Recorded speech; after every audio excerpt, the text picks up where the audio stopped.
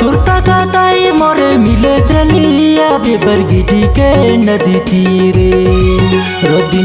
रोदिना मिले के मन करे रानी चलिया बे धीरे धीरे। रोदिना मिले के मन करे रानी चलिया बे धीरे धीरे। सुनता सताए तारे मिले चले आऊं बरगिटी के नदी तीरे। रोज दिना मिले के मन करे राजा चले आऊं धीरे धीरे। रोज दिना मिले के मन करे राजा चले आऊं धीरे धीरे।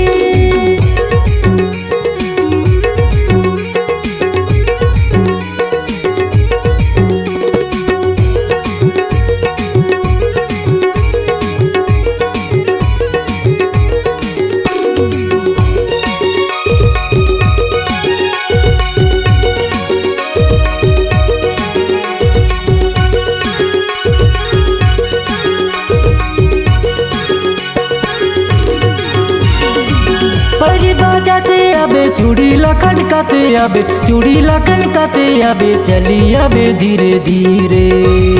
रोदिना मिले के मन करे रानी चली आबे धीरे धीरे। रोदिना मिले के मन करे रानी चली आबे धीरे धीरे। सुरता जाताई मोरे मिले चली आबे बरगिटी के नदी तीरे। रोदिना मिले के मन करे रानी चली आबे धीरे धीरे। रोदिना मिले के मन करे रानी चली आबे धीरे धीरे।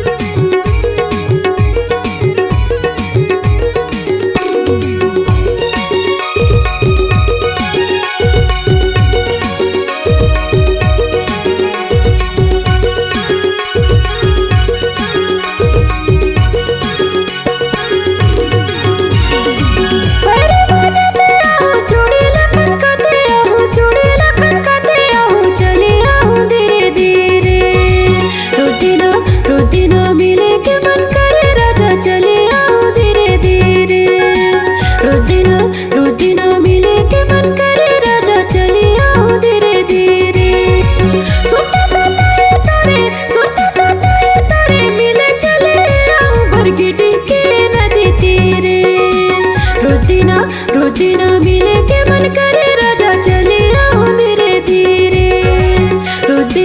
रोज दिना मिले के मन करे राजा चले आऊं धीरे धीरे।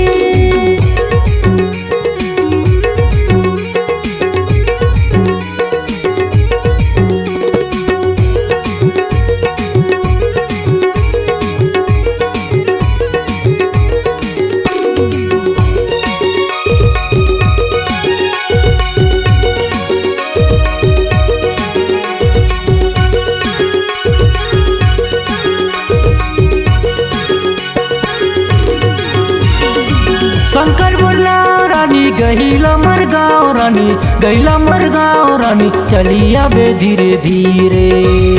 रोदिना मिले के मन करे रानी चली आबे धीरे धीरे। रोदिना मिले के मन करे रानी चली आबे धीरे धीरे। सुरता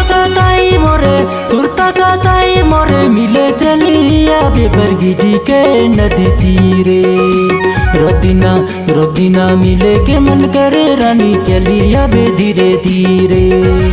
रोदिना मिले के मन करे रानी चली आबे धीरे धीरे। सुनता सताए तारे मिले चले आऊं बरगिटी के नदी तीरे।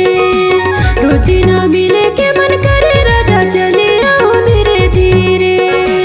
रोदिना मिले के मन करे रानी चली आबे धीरे धीरे। रोज दिना मिले के मन करे राजा रोजीना मिले के मन करे रानी चली आवे धीरे धीरे। रोजीना मिले के मन